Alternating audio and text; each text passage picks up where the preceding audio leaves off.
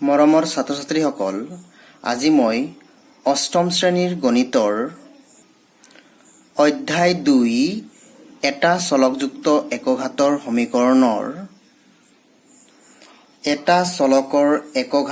সমীকৰণৰ প্ৰয়োগৰ বিষয়ে বুজাম।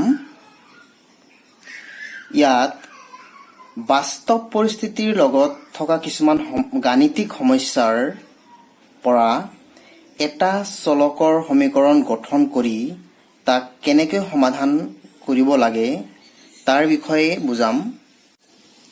তাৰ বাবে অনুশীলনী 2.2 সমাধান কৰা। কুৱেশ্যন নম্বৰ 1, দুটা সংখ্যা 5:7 অনুপাতত আছে। ডাঙৰ সংখ্যাটোতকৈ সৰু সংখ্যাটো 12 কম।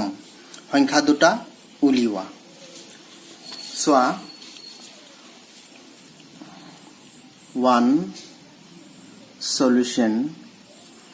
ইয়াত সংখ্যা দুটাৰ অনুপাত আছে 5:7। ধৰা হ'ল সংখ্যা দুটা ক্ৰমে 5x আৰু 7x। ইয়াত অনুপাত মানে তুলনা কৰা বুজায়। সো সংখ্যা দুটাক আমাৰ তুলনা কৰিছে 5:7 অনুপাতত।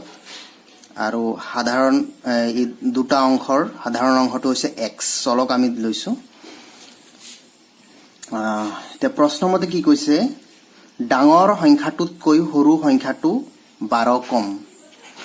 অৰ্থাৎ প্ৰশ্নমতে কৈছে যে ডাঙৰ সংখ্যা ইয়াতে কোনটো 7x। 7xৰ পৰা অৰ্থাৎ ডাঙৰ সংখ্যাটোৰ পৰা 12 কমাই দিলে সৰু সংখ্যাটোৰ সমান হ'ব, 5xৰ সমান হ'ব। এইটো এটা সমীকৰণ হ'ল। আমি সমাধান কৰি xৰ মান ওলাম। xৰ মান ওলাবৰ বাবে আমি কি কৰিম, এই সোঁপক্ষৰ থকা চলকযুক্ত পদটো আমি বাওঁপক্ষলৈ ল'ম। সো 7x, ইয়াতে 5xৰ আগত প্লাছ আছে, বাওঁপক্ষলৈ আনিলে -5x হ'ব, ইকুৱেল টু এই -12টো সোঁপক্ষলৈ আমি ল'লে পক্ষান্তৰ কৰিলে -12টো +12 হ'ব, অৰ্থাৎ 12 হ'ব। এতিয়া চোৱা 7টা xৰ পৰা 5টা x গ'লে কেইটা x থাকিব, 2টা x থাকিব, ইকুৱেল টু 12। এতিয়া চোৱা xৰ লগত 2 পূৰণ হৈ আছে। আমি সোঁপক্ষলৈ ল'লে কি হ'ব, এই 2টো সোঁপক্ষত হৰণ হ'ব, অৰ্থাৎ 12ৰ তলত আহিব। কি হ'ব এতিয়া 6 হ'ব। 12ক 2ৰে হৰণ কৰিলে 6 হ'ব। এতেকে নিৰ্ণয় এটা সংখ্যা দুটাৰ এটা সংখ্যা আছে 5x। 5ৰ লগত x পূৰণ হৈ আছে, গতিকে xৰ মানটো আমি ইয়াত বহাই দিম। 5x মানে এইটো পূৰণ চিন দেই, আৰু তাৰ লগত xৰ মান কিমান, 6। ইয়াতে 5ৰ লগত x পূৰণ হৈ আছে। এই চলকৰ লগত সংখ্যা পূৰণ হৈ থাকিলে পূৰণটো নিলিখিলেও হয়। সো 5ৰ লগত 6 পূৰণ কৰিলে কিমান হ'ব, 5 6 গুণ 30। আৰু আনটো সংখ্যা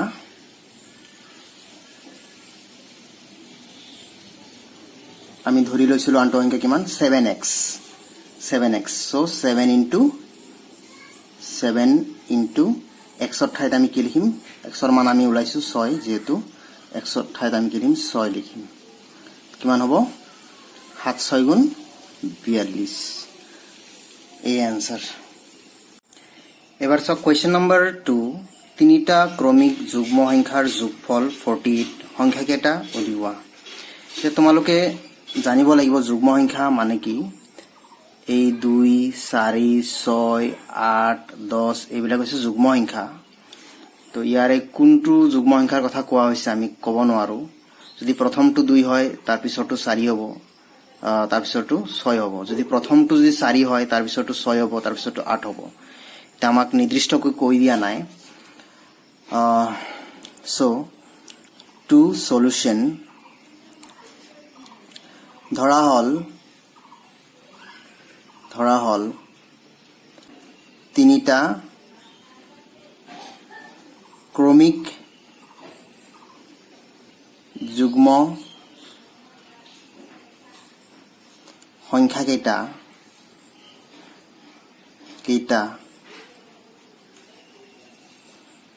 হল কি যদি এটা x হয় তাৰ পিছৰটো কি হ'ব চোৱা তাৰ লগত 2 যোগ কৰিব লাগিব তাৰ পিছৰটো পাম চোৱা ইয়া 2 ৰ লগত 2 যোগ কৰিলে 4 পাম 4 ৰ লগত 2 যোগ কৰিলে 6 পাম কিন্তু যেহেতু আমাক সংখ্যা কেইটা আমাৰ কোনটো হয় আমাক কৈ দিয়া নাই দ্বিতীয়টো লগত ধৰা এইটো যদি প্ৰথমটো হলহেতেন 4 ৰ লগত আকৌ 2 যোগ কৰিব লাগিব আকৌ 6 ৰ লগত আকৌ 2 যোগ কৰিব লাগিব প্ৰথমটোৰ লগত 2 যোগ কৰিব লাগিব আৰু যদি এইটো পাব বিচাৰো তাৰ লগত 4 যোগ কৰিব লাগিব 3 নম্বৰটো পাব কাৰণ সো তাৰ পিছৰটো হ'ব তাৰ লগত যোগ কৰিব লাগে 4 সো এতে কি কৈছে সোৱা তোমাৰ প্ৰথমটো আমাৰ যদি 2 হয় 3 নম্বৰটোৰ লগত কিন্তু 4 যোগ কৰিলে আমি 6 পাম সোৱা কিন্তু আমাক কোনটো যুগ্ম সংখ্যা আমাক কৈ দিয়া নাই গতিকে আমি ধৰি লৈছো x প্ৰথমটো যিকোনো এটা হ'ব পাৰে যিকোনো আৰু আছে যিকোনো হ'ব পাৰে যদি 6 টো হয় 3 নম্বৰটোৰ লগত আমি 4 যোগ কৰিব লাগিব তেতিয়াহে আমাৰ 10 পাম সো 6 টো আমাক কৈ দিয়া নাই গতিকে আমি হেকাৰণে ধৰা হল প্ৰথমটো x বুলি কৈছো তে প্ৰশ্নমতে কি কৈছে যে এই তিনিওটা সংখ্যাৰ যোগফল অৰ্থাৎ এই তিনিওটাৰ যোগফল কিমান হয় 48 হ'ব প্ৰশ্নমতে কি কৈছে এই তিনিওটাৰ যোগফল অৰ্থাৎ x plus a2 x plus 2 আৰু x plus 4 এই তিনিওটা যোগ কৰাৰ পিছত কিমান হ'ব 48 বুলি কৈছে 48 এতিয়া আমি কৰি যাওঁ এই ব্ৰেকেট দিয়াৰ কাৰণ হৈছে এটা সংখ্যা আমি বুজাইছো ইয়াতে এইটো এটা সংখ্যা এইটো এটা সংখ্যা এইটো এটা সংখ্যা বুজাইছে সো ব্ৰেকেটৰ এৰ কোনো কাম নাই তে x তিনিটা আছে 3x হ'ব ব্ৰেকেটটো উঠাই লৈ কৰিব পাৰি বা ডাইৰেক্ট কৰিব পাৰি আৰু 2 আৰু 4 যোগ কৰিলে কিমান হ'ব 6 হ'ব ইকুৱেল টু 48 তাৰপিছত কি হ'ব আমি এটা সমীকৰণ পালো এই সমীকৰণৰ সমাধান আমি কেনেকৈ উলাম অৰ্থাৎ x ৰ মান উলাম সোৱা 3x এই প্লাস 6 টো হুপক্ষলৈ পক্ষান্তৰ কৰিম 48 মাইনাস প্লাস 6 আছে মাইনাস 6 হ'ব তাৰপিছত কি হ'ব সোৱা 48 ৰ পৰা 6 গলে কিমান হ'ব 42 তাৰপিছত কি হ'ব এই x ৰ লগত 3 পূৰণ হৈ আছে হুপক্ষলৈ ললে এই 3 টো 42 ক হৰণ কৰিব লাগিব অৰ্থাৎ পূৰণ হলে ইটো হৰণ হ'ব সো কিমান হ'ব 42 ক 3 ৰে কাটাকাটি কৰিলে বা হৰণ কৰিলে কিমান হ'ব 14 এতেকে আমি x ৰ মান উলালো গতিকে আমাৰ এতেকে নিৰ্ণয় তিনিটা ক্ৰমিক যুগ্ম সংখ্যা কেইটা হল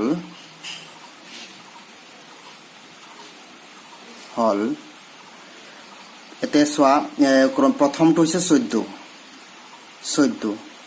তাৰ পিছৰটো x ৰ ঠাইত 14 লিখিছো 14 যোগ 2 তাৰ পিছৰটো x ৰ ঠাইত 14 যোগ 4 অৰ্থাৎ কি হ'ব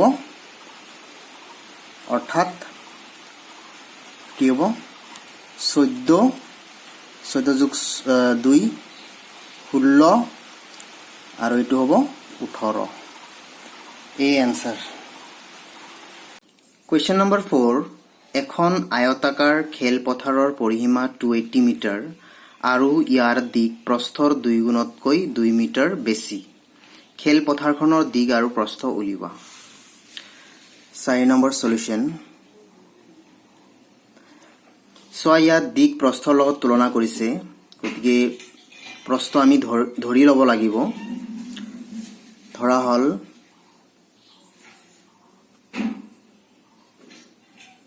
খেল পথাৰখনৰ প্ৰস্থ x মিটাৰ, ইয়াতে একক মিটাৰ আছে, আৰু ইয়াৰ দিক কি কৰিছে চোৱা, তুলনা কৰিছে প্ৰস্থৰ লগত। দিক প্ৰস্থৰ 2 গুণতকৈ 2 মিটাৰ বেছি। ইয়াতে প্ৰস্থ আমি x বুলি ধৰিছোঁ, সো xৰ 2 গুণ হ'ব। এতিয়া 2 গুণতকৈ 2 মিটাৰ বেছি, 2x প্লাছ 2 মিটাৰ।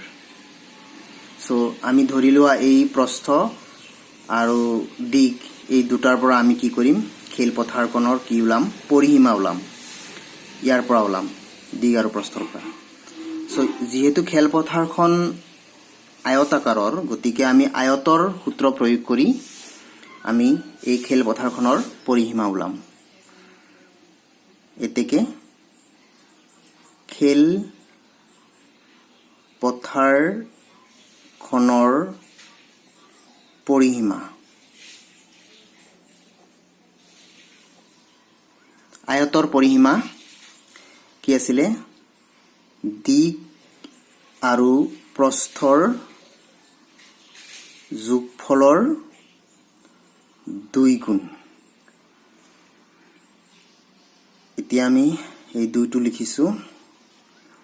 এতিয়া দিগৰ ঠাইত আমি কিমান পালোঁ, 2x প্লাছ 2। সো আমি দিগৰ ঠাইত আমি কি লিখিম, 2x প্লাছ 2। তাৰপিছত প্ৰস্থৰ ঠাইত আমি কিমান লিখিম, x প্লাছ x, একক হৈছে ইয়াতে মিটাৰ। এইখিনি আমি অলপ সজাই লওঁ, কৰি লওঁ। ব্ৰেকেটৰ ভিতৰখিনি কি হ'ব, 2x প্লাছ x, দুটা x লগত এটা x যোগ কৰিলে কিমান হ'ব, 3x আৰু প্লাছ 2 মিটাৰ। তাৰপিছত কি হ'ব, এই 2টো থ্ৰাইছ এক্সৰ লগত পূৰণ হ'ব, আৰু এই 2টো এই 2ৰ লগত পূৰণ হ'ব। থ্ৰাইছ এক্সৰ লগত পূৰণ কৰিলে কিমান হ'ব, 2 3 গুণ 6x, আৰু এইটো 2 2 গুণে 4 মিটাৰ। সো এই পৰিসীমাৰ মান আমাৰ প্ৰশ্নত দিয়া আছে, গতিকে প্ৰশ্নমতে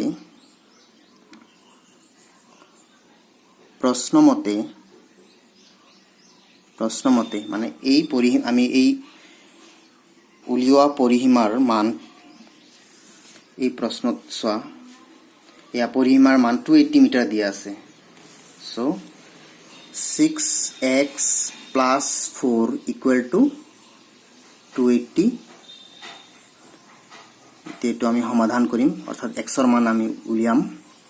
তাৰ কাৰণে 6x, এই প্লাছ 4টো সুপক্ষলৈ ল'ম, ইকুৱেল টু 280 প্লাছ 4ক সুপক্ষলৈ ল'লে -4 হ'ব। 6x 280ৰ পৰা 4 মাইনাছ কৰিলে কিমান হ'ব, 276। যেহেতু xৰ লগত 6 পূৰণ হৈ আছে, সুপক্ষলৈ ল'লে এই 6 হৰণ হ'ব, x ইকুৱেল টু 276/6। এইটো হৰণ কৰিলে কিমান হ'ব, 276ক আমি 6ৰে হৰণ কৰিলে 6 4 গুণ 24, হাতৰ পৰা 4 গ'লে 3 6 6 6 গুণ 36, এইটো হ'ল। গতিকে xৰ মান আমি কিমান পালোঁ, x ইকুৱেল টু 46। সো ইয়াৰ পৰা আমি দিগৰ মান ওলাম কিমান, এতেকে নিৰ্ণয় পথাৰখনৰ দিক কিমান হ'ব, কিমান আছিল আমি ধৰি লৈছিলোঁ, দিক ধৰি লৈছিলোঁ 2x প্লাছ 2। এতিয়া আমি এই যে x আছে, xৰ ঠাইত xৰ মান আমি কিমান পালোঁ, 46 এই 46 টো আমি এই xৰ ঠাইত আমি বহাম তে 2 x লগত পূৰণ হৈ আছে তো 2 ৰ লগত আমাৰ 46 পূৰণ হ'ব তাৰ লগত 2 যোগ হ'ব অৰ্থাৎ 2 into 46 plus 2 মিটাৰ কিমান হ'ব এটো পূৰণ কৰিলে এই 46 ৰ লগত 2 পূৰণ কৰিলে কিমান হ'ব 6 দুগুণে 12 2 4 দুগুণে 8 92 plus 2 মিটাৰ 92 plus 2 কিমান হ'ব 94 মিটাৰ আৰু ইয়াৰ প্ৰস্থ কিমান প্ৰস্থ আমি প্ৰস্থ কিমান বুলি ধৰিছিলো x বুলি ধৰিছিলো সো x ৰ ঠাইত x ৰ মানটো আমি বহাই দিম x ৰ মান কিমান x ৰ মান 46 সো 46 বহাই দিলে আমাৰ প্ৰস্থ মান পাই যাম সো প্ৰস্থ ইকুৱেল টু 46 মিটাৰ এই এনসাৰ